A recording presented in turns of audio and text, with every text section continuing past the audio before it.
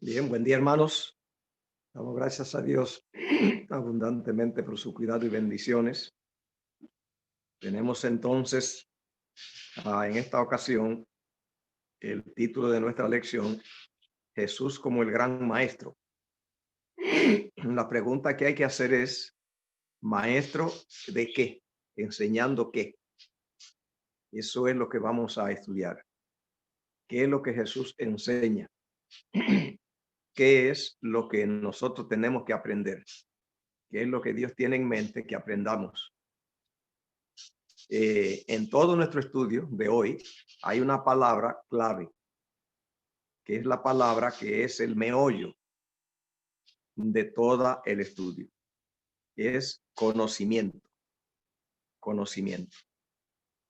El versículo que usa allí de memoria, 2 Corintios 4:6, ahí dice, porque Dios que mandó que de las tinieblas resplandeciese la luz, es el que resplandeció en nuestros corazones.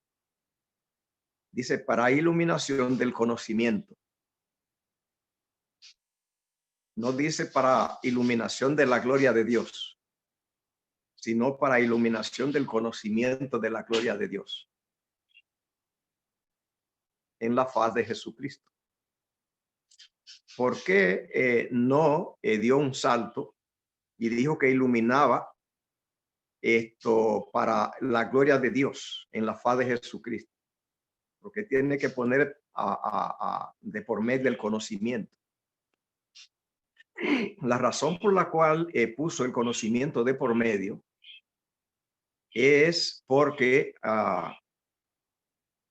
allí tiene que ver con aquello de que el ser humano, Dios no está por preparar mascotas santas que podía hacerlas.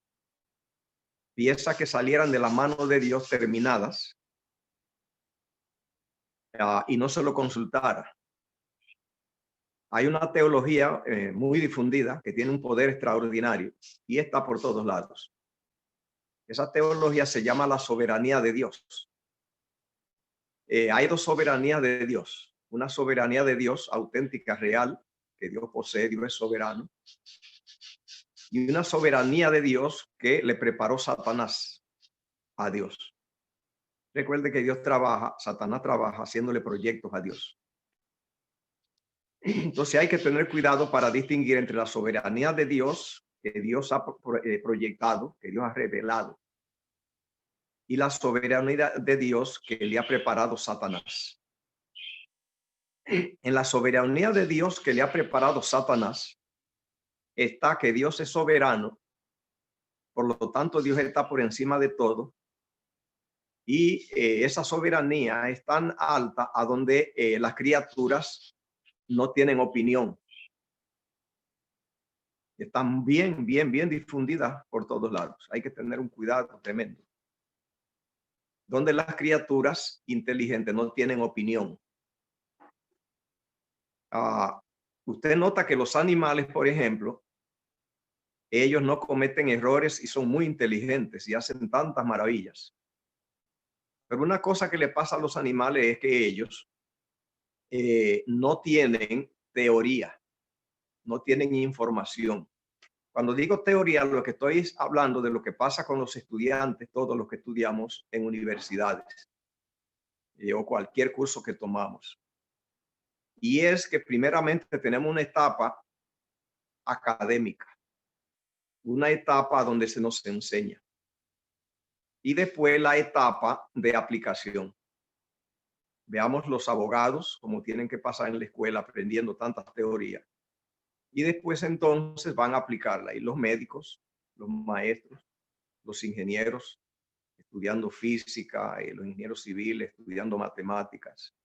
Y después van a trabajar. Con los animales no se da. Los animales hacen trabajo complejo como el de los hombres.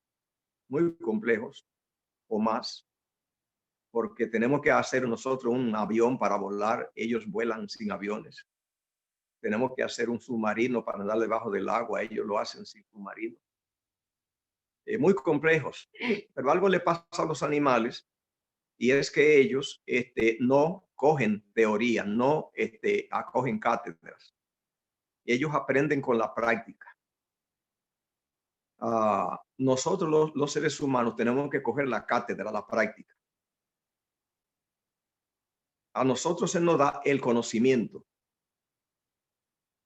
A los animales no se les da conocimiento. Ellos nacen y saben hacer las cosas.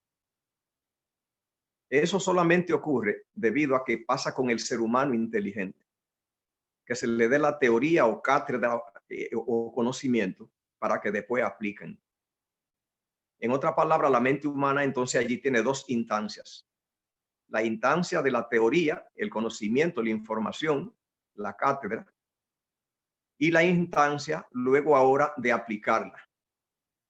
Lo que pasa, repito, con el arquitecto cuando va a la universidad a aprender tantas matemáticas y después para hacer planos y construir casas, edificios. Los médicos, tanta teoría por años y después entonces van con una caja de herramientas y van a cortar y hacer cosas. Son dos etapas diferentes. El maestro en la escuela también y después va al aula. Etapas diferentes. Eso Dios lo ha hecho así para que el ser humano, a diferencia del animal, tenga la instancia de la teoría, el conocimiento, la información, y entonces después tenga la etapa de la aplicación. Entonces hay allí un puente, hay un espacio. Es lo que pasó en el jardín del Edén cuando allí el hombre se gradúa del conocimiento del bien y del mal. Esa es la teoría. Ya Dios allí entonces ya terminó, como en la universidad también, termina con el estudiante, le da un diploma y ella se desliga. Y ahora depende si el estudiante quiere ser un buen médico, un buen abogado, un buen maestro, un buen ingeniero. Esto depende de la universidad, no tiene nada que ver. Le puso en la mano la herramienta, ya él conoce. Ahora depende de él y eso se llama carácter, cosa que los animales no tienen. El carácter, o sea, tratarme a mí de una manera a donde yo tengo que tener información, pero se me deja libre que la aplique o no. Necesito las dos etapas. Entonces Dios al hombre lo creó que le enseña el conocimiento. Y entonces todavía el hombre queda en libertad si lo aplica o no. Es el conocimiento. A eso se le llama, tiene muchos nombres. Uno es libre albedrío, el otro es el carácter y el otro es el árbol del conocimiento del bien y del mal. El árbol del conocimiento. Es lo mismo. Así que entonces ahora, para que la imagen de Dios pueda grabarse en el ser humano, es el proyecto, que Dios pueda ser transcrito en la mente del hombre, en el individuo, en el hombre. O sea, que Dios pase a ser una copia de él. El hombre pase a ser una copia de Dios. Dios quede grabado allí en el carácter del hombre. Entonces no lo hace como lo haría con los animales, sino que primeramente le enseña cómo, y entonces quien hace la obra es Dios, pero el hombre queda en libertad de aceptarlo o no. Esa es la razón por la cual tiene etapa de conocimiento de la gloria de Dios y después que el hombre, la parte del conocimiento la da Dios, la parte de grabar la da Dios, pero el hombre es que tiene que permitir que ocurra. Ahí eso se le llama carácter, se le llama libertad también. Entonces por eso es que dice allí, dice, para la iluminación del conocimiento de la gloria de Dios. Lo que tiene que adquirir el ser humano es la gloria de Dios. Eso es lo que Dios tiene que exponer, pero lo use, como mencioné, con esas instancias, esas etapas, el conocimiento. Así que entonces Cristo es el gran maestro, es el creador, es el que crea el hombre, lo termina, es el creador, pero viene primero y revela ese conocimiento. Entonces, ¿qué es lo que dice el versículo? Que Dios fue que, dice, resplandeció en nuestros corazones para iluminar el conocimiento. Entonces el conocimiento es iluminación. Conocimiento de que de la gloria de Dios en la faz de Jesucristo. Así que entonces dice aquí en la lección, dice en la introducción, en el momento del nacimiento de Jesús, la humanidad se encontraba destrozada y ensangrentada, necesitada de una mirada sanadora de Dios. Es como si la humanidad suplicara, oh Dios, ¿podría mover tus rostros? Al enviar a su hijo a este planeta, el Padre envió al gran maestro en una misión, mostrar su rostro a la humanidad. Desde entonces hemos tenido el maravilloso privilegio de contemplar el conocimiento de la gloria de Dios. A través del conocimiento, cosa que no pasa con los animales, a través del conocimiento, conociendo, es como Dios aprovecha para entonces hacer su obra. Si la hiciera, repito, sin conocimiento, entonces allí Él terminaría su obra en nosotros y saldríamos piezas terminadas, pero como mascotas. Eso no es el plan de Dios, sino que lo hace a través del conocimiento. Es decir, entonces tenemos que conocer y luego entonces permitir. Y cuando conocemos es lo mismo que pasa con la fotografía. Exactamente lo mismo. Lo que necesita la placa es ver el objeto. Cuando penetra la luz y llegó la luz allí a través de la cual la placa ve el objeto, entonces él se graba. Así es que funciona la adquisición del carácter de Dios. Entonces, hay un comentario acá muy importante que dice aquí en la parte del domingo, dice así, dice, como seres humanos pecaminosos no podemos soportar tener pleno acceso a la gloria de Dios. Como el Hijo encarnado, Jesús refleja esa gloria.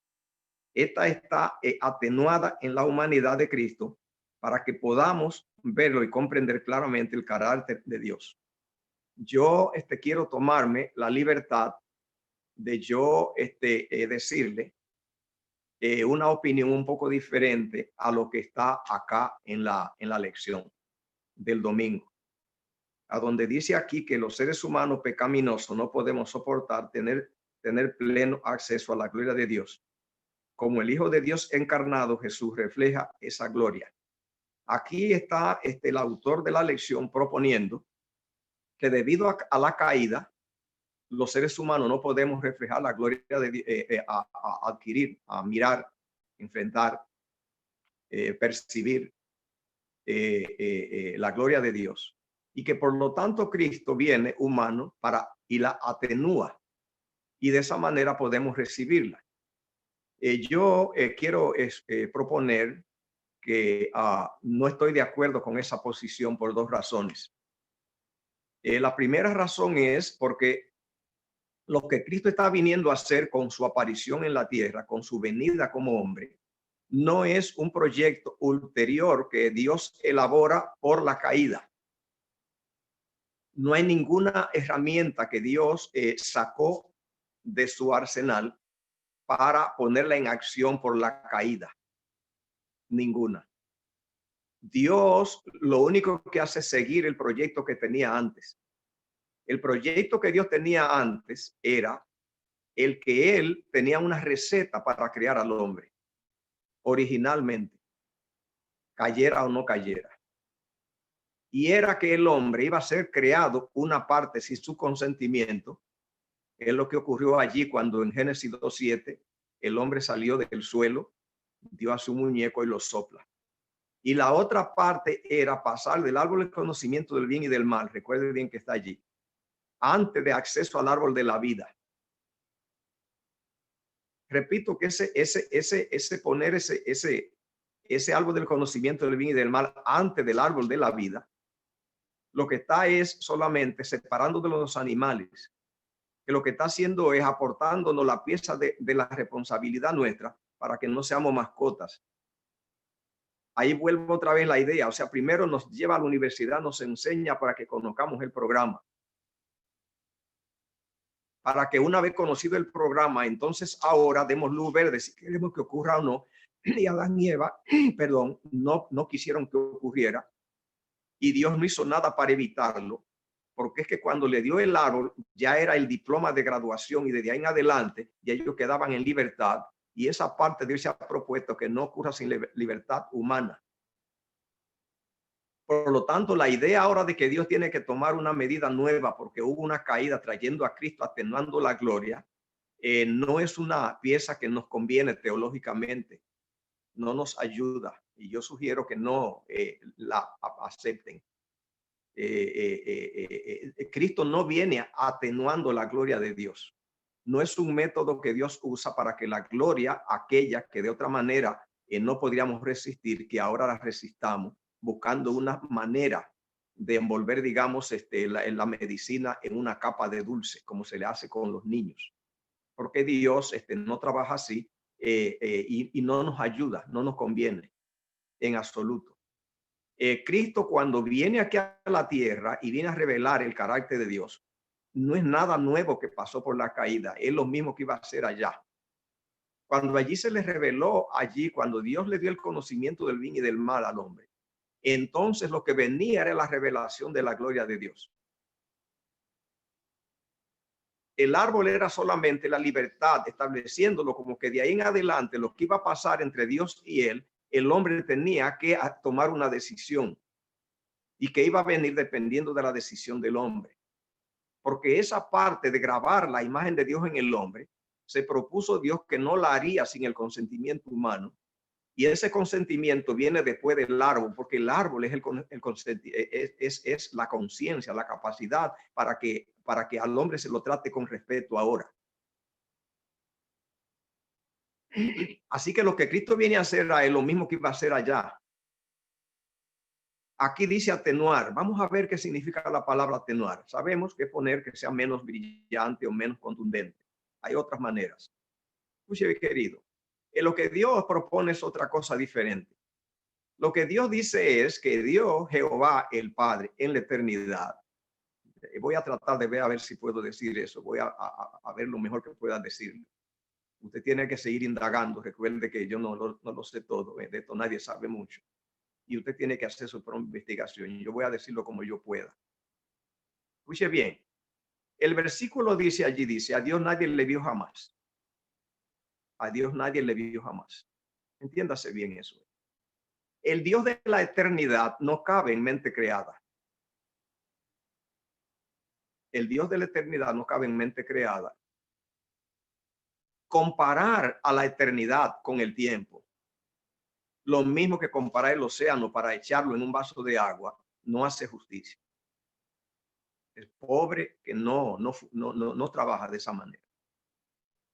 A la eternidad no se puede comparar con un océano y el tiempo con un vaso de agua. Cualquier vaso de agua coge el agua de toda la tierra. La eternidad no cabe en ningún vaso. Y Dios es de la eternidad y él es así. Y las obras creadas son del tiempo. Dios lo que hace es una traducción de él, pero no por la caída, sino que lo hizo, así es que él funciona, así es que hizo el proyecto, sin la caída, no tiene la caída que aportar nada. Para que Cristo sea el creador y el que lo revela a las criaturas. Así que el creador de todos los proyectos divinos y de las criaturas de Dios es Cristo. Él es el creador. Cristo creó los ángeles, creó el universo, creó al hombre.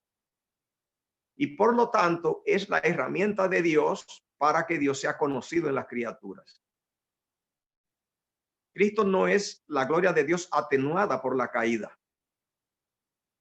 Eso no es una información aceptable.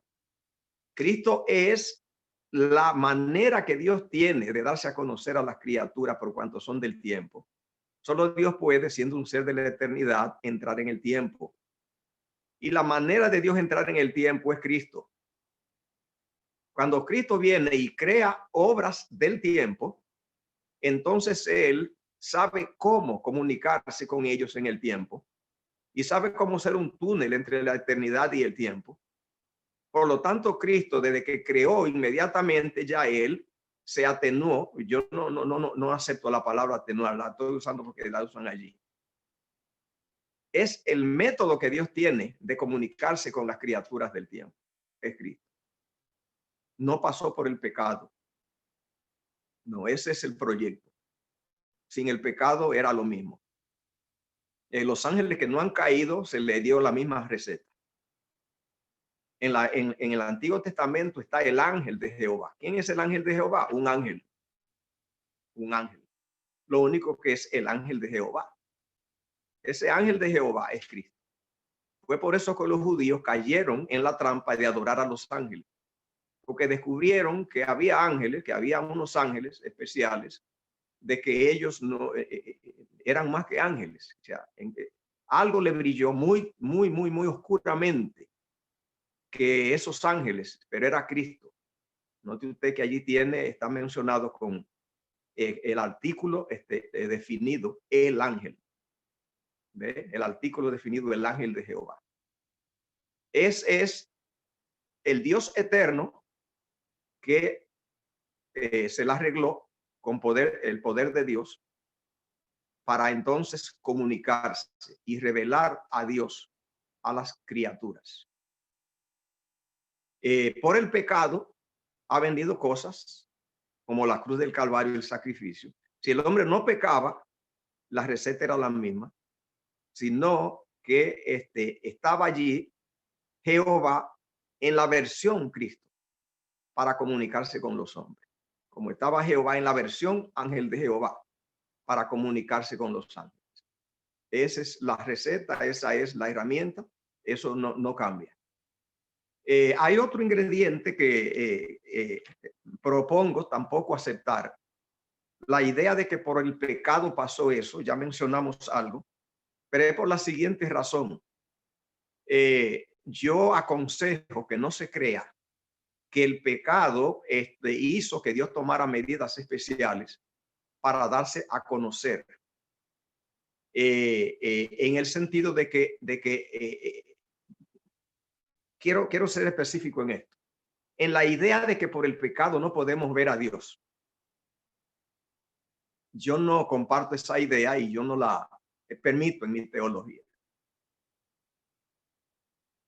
Eso sería igual que enviarle a Satanás un recado diciéndole que su obra tuvo efecto y que tuvimos que adaptar nuestra teología a la obra de él. Cuando él oye esa teología, descubre que la teología, que es el estudio de Dios, elaboró un capítulo dándole espacio, admitiendo que su obra tuvo efecto. Y por eso yo no permito esa teología de que por la caída el hombre no puede ver a Dios. Simplemente no me la permito para nada en absoluto.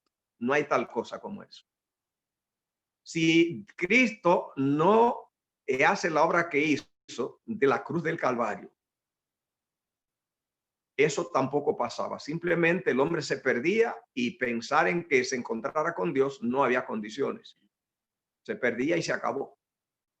La cruz de Cristo entonces hizo trizas el efecto que tuvo el pecado sobre el hombre.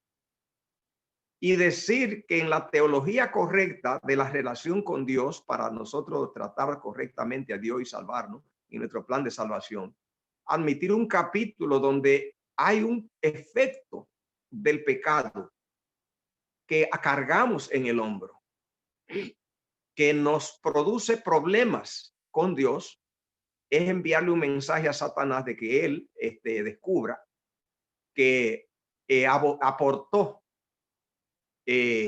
a problemas, que tuvo efecto, que logró tener que ser en cuenta,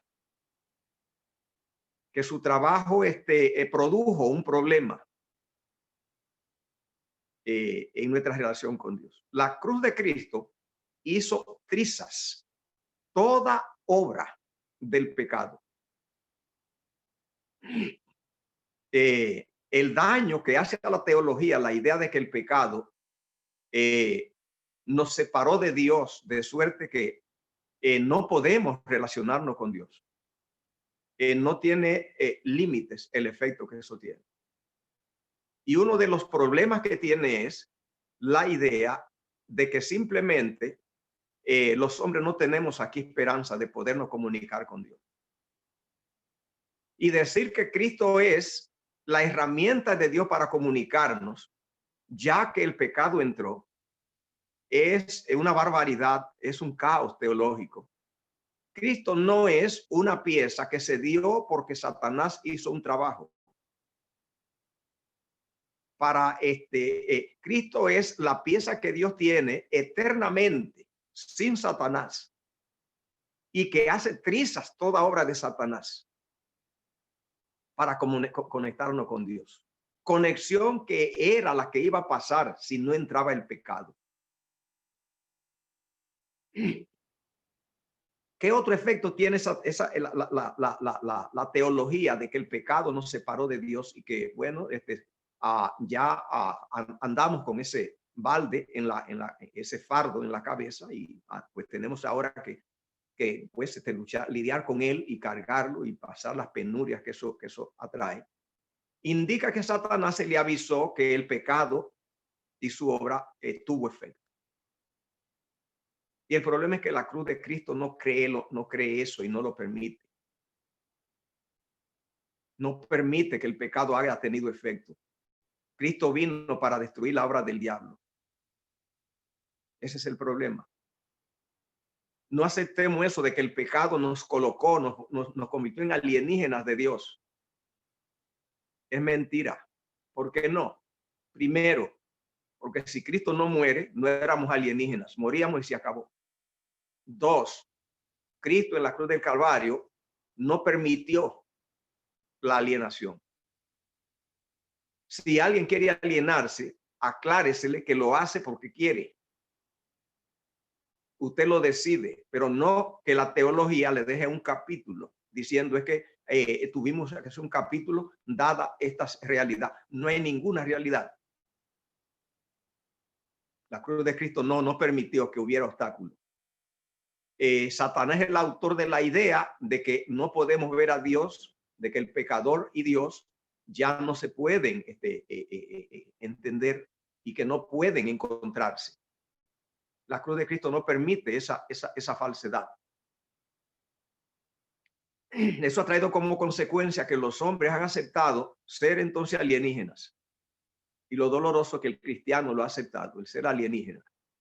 Es un individuo separado de Dios. Entonces la cruz de Cristo es echada al basurero cuando se acepta eso. Otra cosa que trae eso es de que el pecado tiene tanto poder que simplemente lo que nos toca es ser pecadores. Y claro, Dios no puede mezclarse con el pecado, así que tiene que mantenerse bien alejado. Esa es la teología.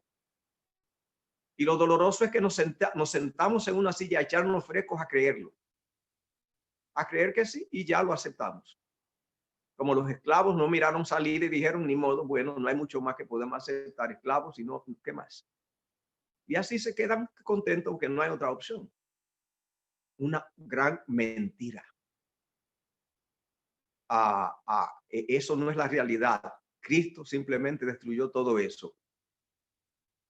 Todo el que quiera tratar con Dios y caminar mano a mano con Dios, él se obró el sacrificio de Cristo y Enoc lo descubrió. Elías lo descubrió. Los 144,000, la séptima iglesia, más le vale que lo descubra. Porque todo aquel que crea eso, entonces cuando Cristo viene, muere con su gloria. Muere con su gloria. ¿Por qué? Porque creyó que la gloria de Dios mata. Y entonces ellos se reclutarán a sí mismos para morir. Porque la teología los reclutó para morir. Le dijo que nosotros, acá en la tierra, los santos, tenemos una alienación con respecto a Dios, que no podemos pensar en una reunión. Y esa falsa teología produjo un cristiano que Dios mata y que se muere cuando Él aparezca. En eso hay otra trampa peor, es no prepararse, creyendo por eso que no hay condiciones para prepararse. Eso producirá en forma automática el preparar a alguien para que muera cuando Jesús aparezca en su gloria. Bien. ¿Hay algún comentario al respecto?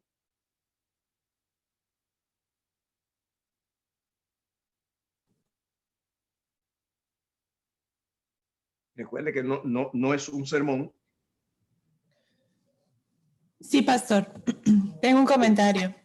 Ajá. En la mañana estábamos hablando de la dificultad del hombre que tiene, ¿verdad? De con el doctor Acevedo, la dificultad y la lucha que tenemos por conocer y entender a Dios. Entonces, con lo que usted está diciendo y esa información que se dio en la mañana, podemos ver que sí, el pecado hizo una separación entre Dios y el hombre, como lo dice Isaías, pero no es porque Dios se separó del hombre, es el hombre quien se separó de Dios. Y esta enemistad entonces se crea en el corazón humano y esa enemistad es lo que produce que no entendamos, no conozcamos a Dios, no lo entendamos, no haya interés en nosotros de conocerlo y entenderlo. No es porque Dios no tolere el pecado, porque el pecado nos hace aborrecidos por Dios o porque Dios nos rechace ahora por el pecado, porque no podamos soportar su gloria. Más bien su gloria no la podemos entender y discernir porque somos enemigos de Dios. Y entonces podemos ver que Jesús, que Cristo, ¿verdad? Como usted dice, es la pieza para a revelar el carácter de Dios y aún lo era en el Edén perfecto, con Adán, ¿verdad? Cuando Adán fue creado, sabemos que Cristo venía a enseñarlo, a revelarle, ¿verdad? Nuevamente, el carácter de Dios, no importa que él no hubiese caído, es lo que estoy entendiendo. Antes de la caída, ya Dios... Disculpe un poquito. Sí, no olvide lo que iba a decir. Mi miedo es que se sepa tanto del mal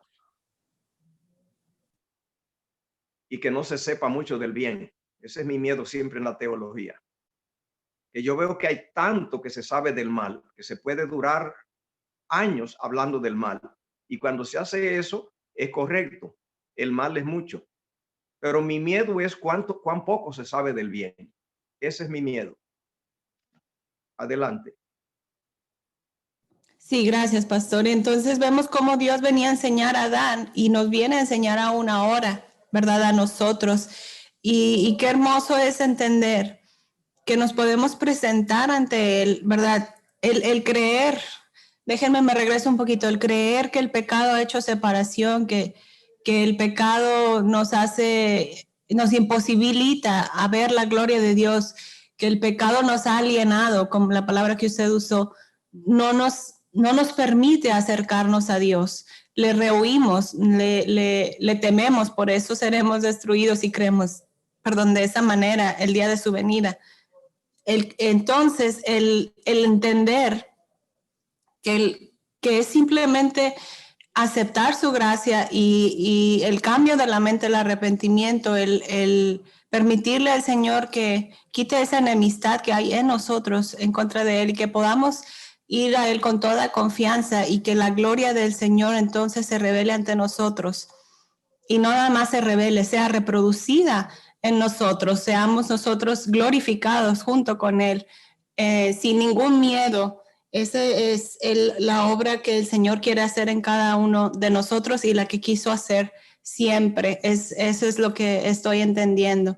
Sí, mi punto es, mi querida hermana, es que yo descubro, porque estoy en esto hace muchos años, que yo veo que es que se sabe demasiado sobre el mal.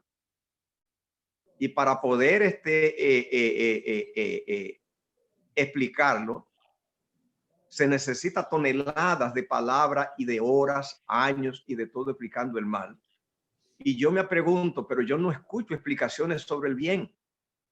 Y ese desbalance es el que me causa miedo. Porque es que yo veo que cuántas tijeras, cuántos artefactos cortando la tela del mal. Y yo digo, pero tráiganme algo del bien. Amén. Porque de eso no escucho. Adelante.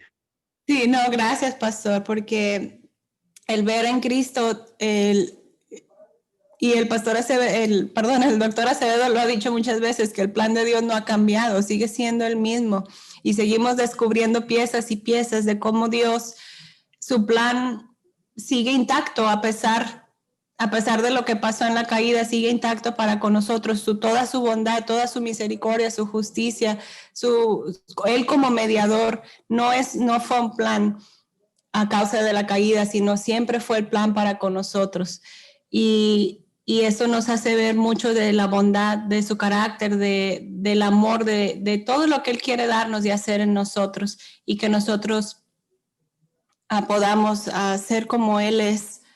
No sé, no hay palabras para describir, ¿verdad? Todo eso. Siga, Pastor. Yo solamente quería comentar el juntarlo con lo que estudiamos esta mañana y compartir con ustedes lo que está en mis pensamientos. Eso es todo. Gracias, Pastor. Sí, yo lo que pretendo con mi presentación es que se abran más canales a donde el mal no agote las energías. Es lo mismo, por ejemplo, que se da en el diario vivir. Personas, digamos, que quieren ir a una selva y allí van y tienen que luchar por meses abriendo una trocha, un camino, algo para llegar a un río, para buscar agua. Y tienen que hacer muchos estudios, morir mucha gente en el tiempo, pues llegando a esa distancia. Cuando hay alguien que descubre que el río, unos 10 o 20 kilómetros más arriba, solamente habiéndole un canalito, un pequeño canal, traían el agua ahí a su casa. Que solo porque no se tomaron más tiempo, no miraron que se podían ahorrar tantas luchas en una selva sólida, espesa, abriéndose. Ese es el problema que a mí me causa con la teología. O sea, tantas palabras y tanta lucha y tantos años desglosando. Y yo digo, pero yo no veo por qué, porque yo veo que solamente extendiendo la mano acá. Yo me voy en oración en la mañana, oro, el estudio la Biblia y el cielo se abre y recibo teología que no voy a poder compartirla en 200 años. Información de Dios. Cogí la lección, me retiro, la estudio varias veces para mirarla, revés al derecho, oro. Me levanté hoy temprano, leo y veo allí, pues, ¿por qué no nos servimos ya con la cuchara grande? Esa es mi pregunta. O sea, hay un tipo de lucha que no tiene sentido, de lucha aún de explicación del bien, que no tiene sentido. ¿Por qué durar tanto tiempo explicando la agricultura? A donde alguien podía venir y rapidito sembrar allí una cantidad de papas y pronto tener una cosecha y tener una cosecha grande allí rápido porque está allí servida, está allí puesta. O sea, la idea de que el pecado ha tenido tanto efecto es una idea del diablo. Satanás el que necesita que le aplaudan y que publiquen sus resultados. O sea, lo que ha pasado en la cruz de Cristo, allí se le entregó, se abrió una catarata que simplemente Dios la ha tenido que contener para que no barra con el mal cuando todavía la gente no sabía. De hecho, el mal es barrido por el bien. Cuando Dios diga, mira, ya esta gente ya no puede hacer más, la suelta y se lleva todo. Esa catarata yo tengo acceso a ella. Ya yo no gasto tiempo en los lados de las migajas y de los lados ya lóbregos. El comentario que hacía Lili, sí, que así estaba haciendo cuando estaba hablando el doctor Acevedo, de la lucha, de aquella lucha. ¿Por qué esa lucha tan grande? Esa lucha tan grande que tiene allí, que demasiadas personas la han señalado como que Dios se la pone difícil al hombre. Tiene muchos nombres que se le llama prueba, me probó, Dios probó. Y la teología de la prueba en la Biblia, eso es enorme. Que Dios prueba, que Dios prueba. Y entonces asumimos la actitud de la gente de la Edad Media, de lo que se flagelaban. En el ministerio yo oía eso, ese era el pan de cada día. Lágrimas, sufrimiento, dolor, miseria, maltrato, todo, lágrimas de sangre, repitiendo la prueba divina. ¿Por qué Dios me la pone tan dura? ¿Por qué tan dura? ¿Ve? Y entonces se le pasa un bill a Dios, una cuenta de tanto sufrimiento. ¿Por qué Dios me la pone tan difícil? No hay tal cosa de puesta de difícil. Es el árbol del conocimiento del bien y del mal, el libre albedrío. Es que Jehová Dios simplemente no quiere mascotas santas. La razón por la cual hay tanta lucha para que el ser humano pueda avanzar simplemente es porque Dios le provee, le abre un espacio al hombre para que el hombre, la parte que tiene que ser creada en él, con él, Dios no la va a saltar. Esa es la razón de la dificultad. ¿Por qué, Señor, si va a hacer la cosa, por qué ya no la hace? Sí, porque si la hago hoy sale una mascota santa. Recuerda el versículo de Apocalipsis 3:21. Al que venciere le daré que se siente conmigo en mi trono, al que venciere, como yo he vencido. ¿Sabe lo que significa eso? Que si tú vences como yo he vencido. Eso es duro. Porque primeramente que puso como ejemplo cómo vencí yo. ¿Y cómo fue que yo vencí? Bueno, observa. Observa cómo Cristo desde que nace aquí en la tierra lo rechazan. Observa cómo hacen un plan para matarlo y tiene que huir a Egipto. Observa cómo se pasa así hasta los 30 años, que nadie pasó a darle un vaso de agua ni de refresco, ni les regaló comida ni nada, sino siendo Dios venido en carne. Se la pasa entonces viniendo aquí con la carpintería de su tiempo, cortando troncos y cargándolo al hombro y viniendo allí con un hacha a pulirlo y a cortar el trabajo que había allí. Así fue que él venció. Y luego todo el pecado de nosotros, atacándolo a él a ver si tenía acceso a él, para que él como una muralla lo rechazara, porque iba a tener la victoria que nosotros no tuvimos, para hacer un banco de victoria en él, para impartirla a nosotros. Y después, cuando llega allí, 3 años y medio en el ministerio, siendo rechazado, todo eso, y luego en la cruz allí ya vemos cómo pasó el viernes, desde el jueves recibiendo azote y de todo eso era. Dice, para que tú venzas como yo vencí. ¿Por qué es que tú tienes que vencer como yo vencí? Dice, al que venciere se sentará con mi Padre en su trono. ¿Qué cuota esa es dura? Al que venciere. ¿Pero que venza qué? Como yo vencí y me senté en su trono. Bueno, ¿por qué es que tú tenías que vencer? Tenía que hacerle frente al mal y derrotarlo. Pero ¿por qué yo tengo que vencer igual que tú? Porque simplemente tú no estás creando mascotas santas. Es el costo de lo que está pidiendo. ¿Qué tipo de material tú quieres?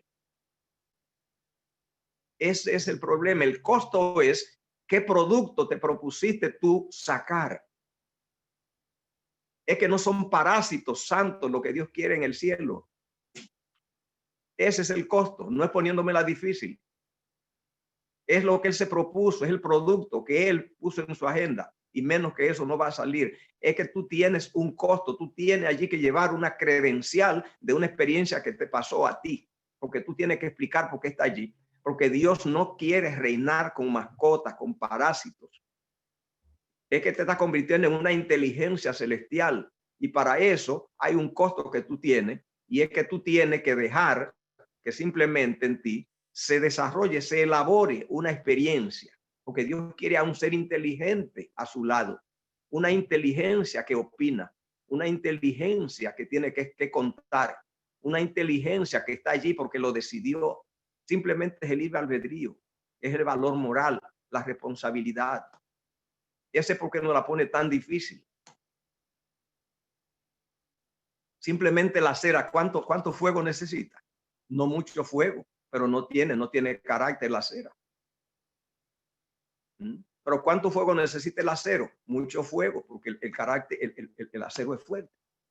Es lo que Dios quiere de ti. Ese es el costo. No es él buscando problemas y poniéndola difícil. Es ¿qué es lo que él va a llevar allá? Así que Cristo tuvo para estar sentado a la diestra de Dios que pagar un precio, porque Cristo es el modelo del hombre que Dios quiere y tiene que vencer el mal. Luego, cosa que los animales no se le pedirá, como lo venció Cristo. no por nuestra fuerza. Eso hubo una religión que estableció eso, que yo lo que tengo que hacer es que estudiar lo que Cristo hizo y yo solamente lo que tengo que usarlo es de modelo. No funciona, no funciona. Pero sí tienes tú que conocer que hay una obra que Dios va a hacer en ti. Él es quien la hace. Pero tú tienes que estar consciente de ella y saber las implicaciones y de saber cuánto, hasta dónde debe llegar. Porque tú tienes que tener, eres un testigo de la obra de Dios, de la justicia de Dios, del poder de Dios y de qué hizo de ti. Porque tú vas a ser enviado cuando todo sea restaurado por todo el universo a contar. Esa es la obra de los salvados. La obra de los salvados es la escuela de teología del universo, es la tierra. Los seres santos, escuche bien eso, que no pecaron, estarán en una escuela de teología del universo por la eternidad y los maestros son los terrícolas. Entonces ya se sabe. ¿Cuánto estudia un abogado aquí? ¿Cuánto estudia un médico aquí? ¿Cuánto tiene un científico que estudiar aquí, un astronauta, para poder impartir? Tiene que saber. Está estudiando, preparando los maestros del universo por la eternidad para que enseñen a Dios. Tiene que aprender, tiene que llevar algo en las manos. Esa es la dificultad. ¿Hay algún comentario, pregunta? Sí, yo quería decir de que solamente con la libertad que Dios nos ha dado, la disposición que tengamos y la decisión que tomemos de estar en comunión con el Espíritu, como nos dice ahí en el libro de Filipenses, es la única manera como nosotros permitimos a Dios que logre restaurar su imagen en nosotros para que reflejemos su gloria. Y eso no está en el futuro, es ahora que Dios quiere hacerlo en cada uno de nosotros. Y por eso es que esa libertad Dios la respeta. O sea, si en la medida en que nosotros lo decidamos hacer, así es que Dios está obrando en cada uno de los hombres y mujeres que queremos estar conectados con Él. Bien, hay por ejemplo acá en esta parte de la lección que dice aquí, en la reflexión tiene los siguientes comentarios, dice allí, son citas bíblicas de Cristo. El Hijo Jesús es el resplandor de la gloria de Dios. Hebreos 1:3. Jesús es la imagen misma de Dios, su sustancia. Hebreos 1:3. La gloria de Cristo, el cual es la imagen de Dios. 2 Corintios 4:4. La dominación del conocimiento de la gloria de Dios en la faz de Jesucristo. ¿Por qué conocer la gloria de Dios revelada en la faz de Jesucristo? ¿Por qué la faz de Jesucristo es la gloria de Dios? ¿Por qué Dios escogió la faz de Jesucristo para revelar su gloria? ¿Ve? Entonces dijo Cristo en Juan 14:9, dice, el que me ha visto a mí, ha visto al Padre. ¿Por qué pasa todo esto? Pasa todo esto por lo mismo que dijimos. Esto no está ocurriendo por la caída y que Dios en último momento prepara a Cristo. Dice, mira, hay una emergencia, prepárate para que vaya a mostrarme allá. No pasó así. Cristo es desde la eternidad la pieza que va a reflejar, a revelar en su faz a las criaturas, con caída o sin caída.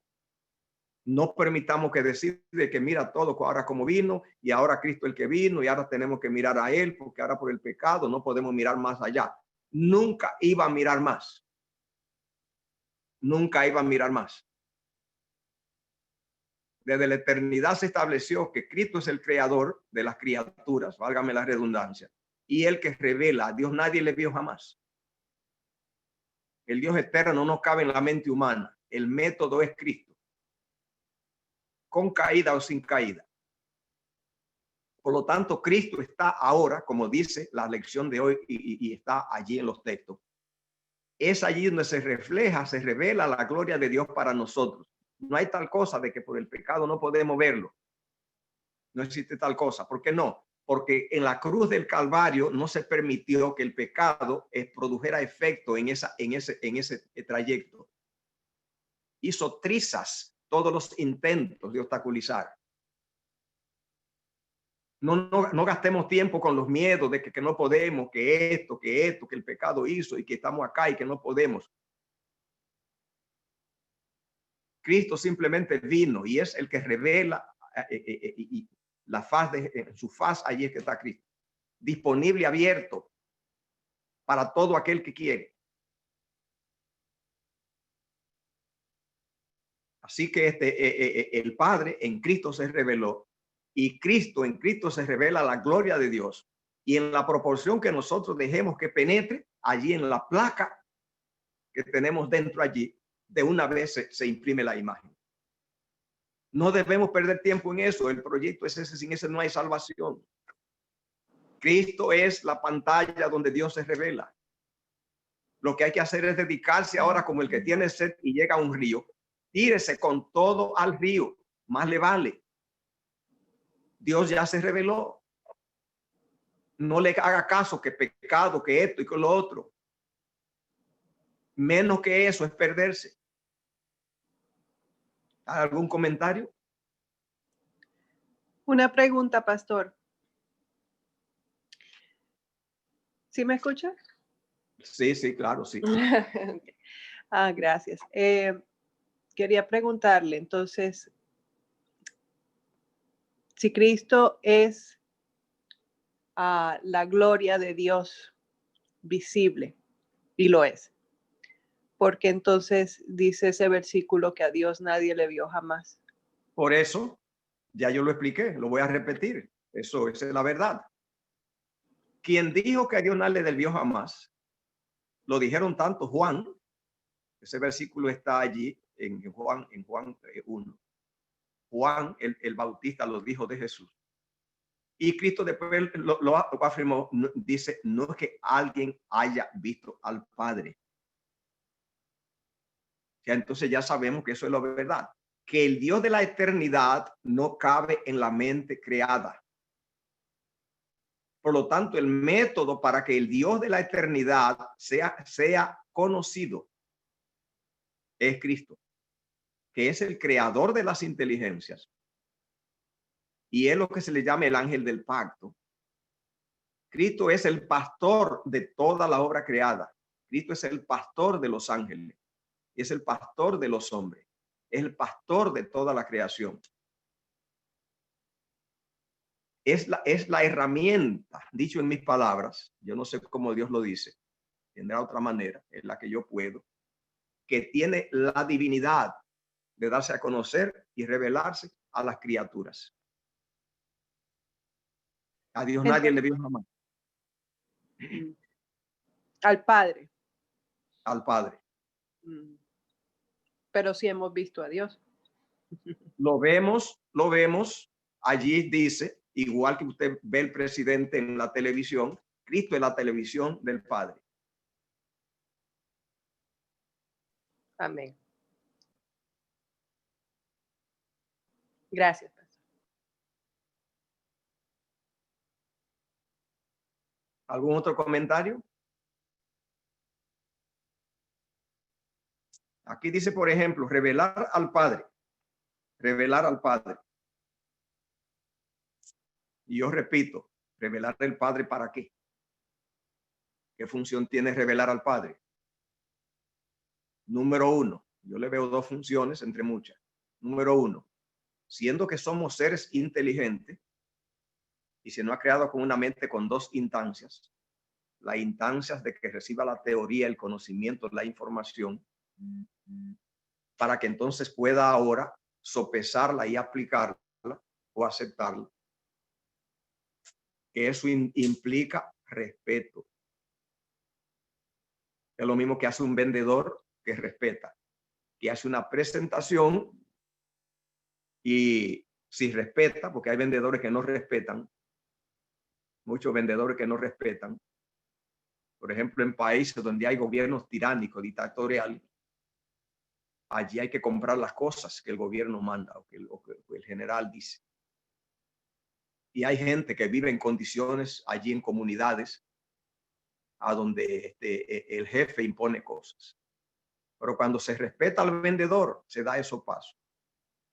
Se le enseñan los proyectos porque debe conocer.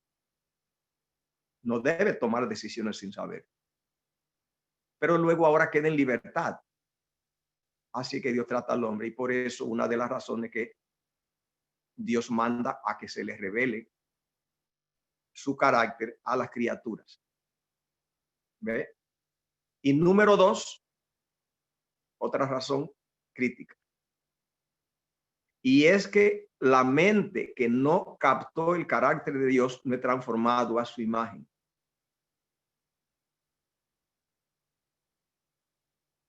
Es un asunto entonces de vida o muerte.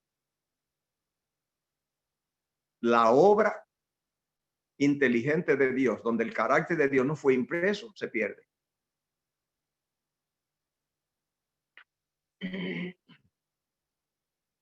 ¿Hay algún comentario al respecto?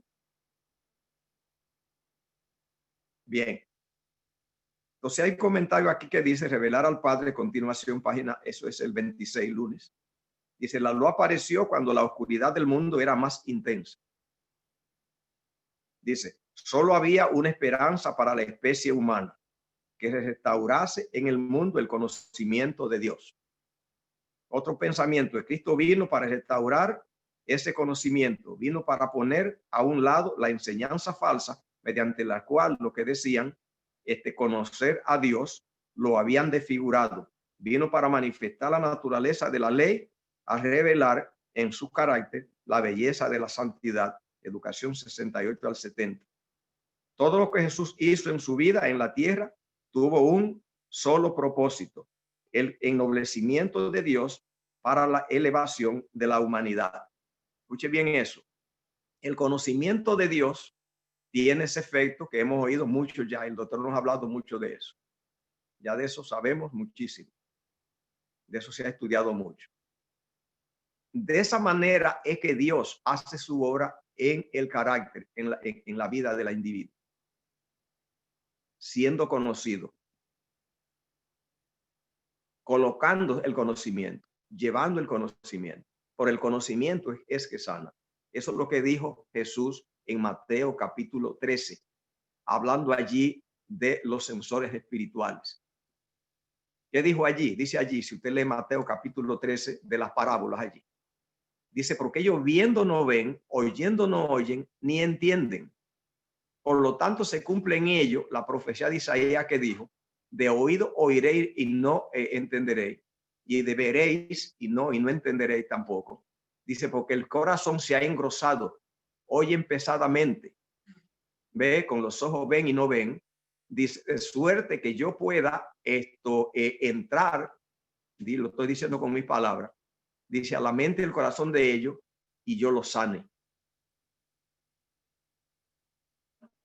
O sea que entonces viene la sanación física y espiritual del individuo. Dice, si yo puedo llegar al corazón, si ellos pueden oír con el oído y ver con los ojos, entonces yo los sanaría.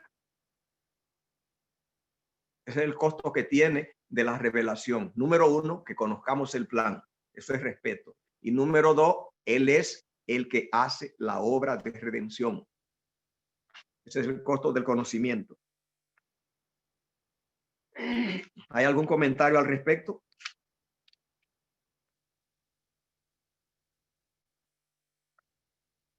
Bien, voy a terminar ahora con este pensamiento aquí, que habla de la reconciliación. De la parte del miércoles. Dice, gran maestro, y la reconciliación. Dios ha echado en el vaso de barro su revelación. ¿Qué es vaso de barro? La gramática, por ejemplo. Si no conocemos la gramática, entonces podemos perder mucho.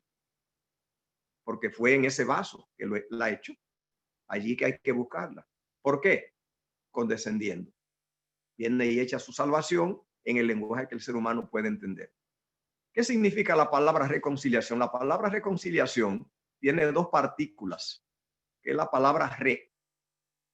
y la palabra co o con. Esas dos partículas hay que entenderla muy bien.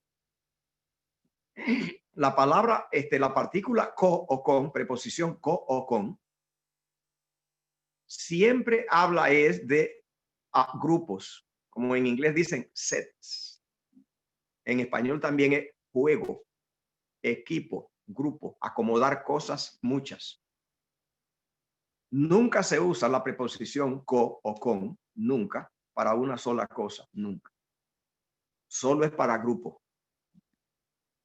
Así que cada vez que usted ve esa partícula en la gramática en forma universal, a veces tiene una N, siempre cuando le sigue una consonante.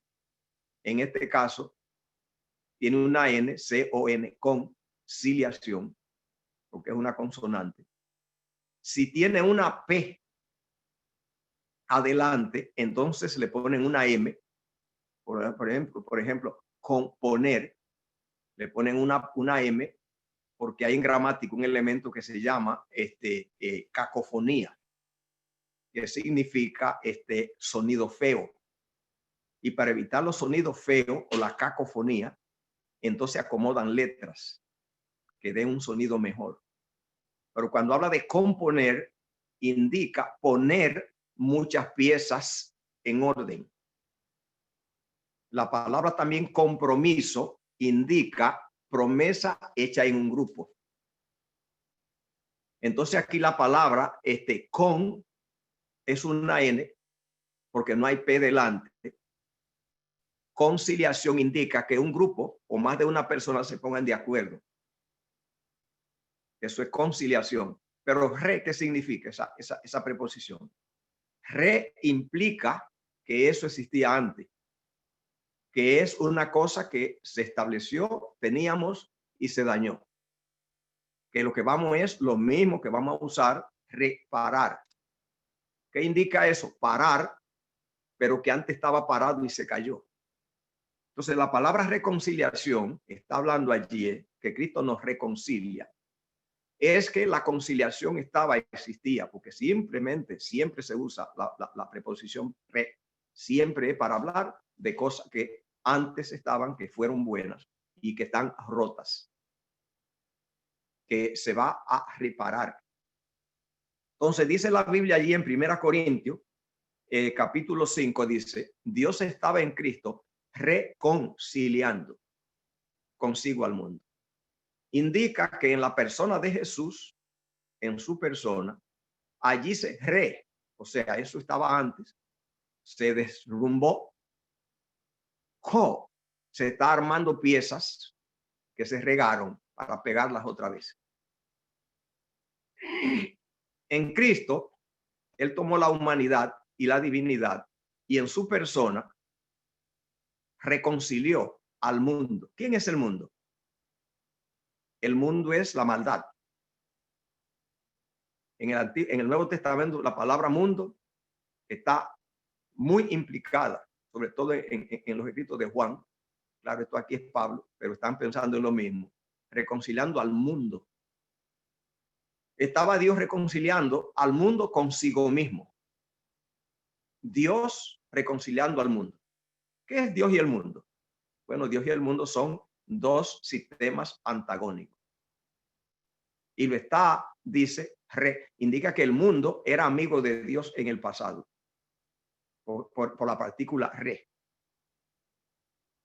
Y que entonces en Cristo viene ahora a reparar a esas piezas regadas y rotas, a otra vez pulirla, arreglarla y pegarla en su persona.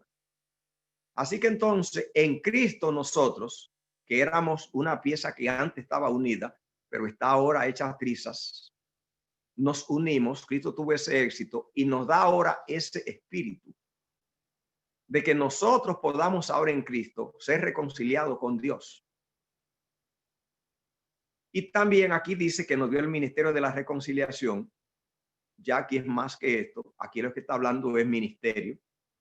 Indica que nos ha asignado que nosotros vayamos ahora con la gente, ese mundo que antes era de Dios, pero que se desgranó y que en Cristo se unió. Eso es lo que está tratando allí. Ahora, la pregunta es, ¿nosotros no hemos reconciliado con Dios? Esta pregunta, esa tiene que ser contestada. Porque ya se operó en Cristo. Ahora Cristo tiene el antídoto contra la desconciliación, si es que se puede decir. Se ve que existe la palabra sastre y la palabra desastre. ¿Qué significa un sastre? Muchas piezas, cantidad de piezas de un pantalón o un traje regadas. Y el sastre que hace, que te hace un traje. Y un desastre que es, bueno, cuando tú las riegues por todos lados. Así mismo es lo que está hablando, reconciliar. Estamos nosotros, somos una pieza que en Cristo, allí se resolvió el conflicto, porque Cristo llevó nuestra naturaleza, derrotó la hostilidad del corazón humano, la derrotó, para que nosotros recibamos de Él un antídoto contra la rebeldía contra Dios. Que sana el corazón, porque eso es lo que produce la desconciliación. Yo no sé si está en la gramática, así que Cecilia me va a perdonar porque yo no soy gramático.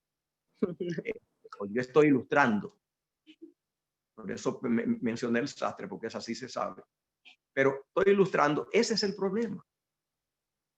Mi pregunta es, primero yo le pregunto a Dios, yo ya recibí reconciliación. Ese es el efecto de la revelación de la gloria de Dios en la faz de Jesucristo. Que la conozca y luego que permita que ella sea escrita, implantada. Ahí está la reconciliación. Comentario, pregunta, me dicen que el tiempo ha terminado.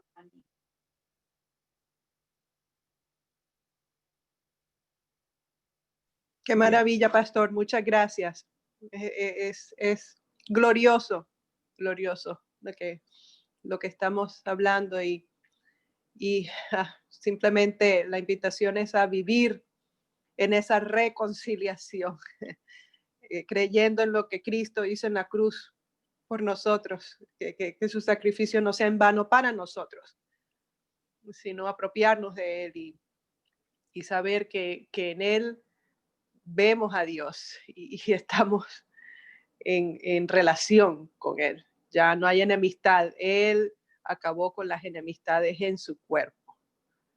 Así que Gloria a Dios. Voy a tener una oración. Padre que moras en los cielos, gracias por tu palabra, por tu bien, por tu oferta, por tu proyecto, por tu salvación. El día aquí en Houston está espléndido, luminoso, claro. Siempre que lo veo, pienso en la eternidad, a donde no habrá nubarrones, y quisiera pronto estar con los hermanos de la mansión, ya en la eternidad, del otro lado, en el punto sin retorno, con el Señor. Que Dios pueda bendecirnos en este día en el nombre de Jesús. Amén. Amén, amén. Muchas gracias. Y entonces podemos decir que dejemos nuestro desastre en las manos del gran sastre y Él nos va a rehacer. Amén. Amén. Amén.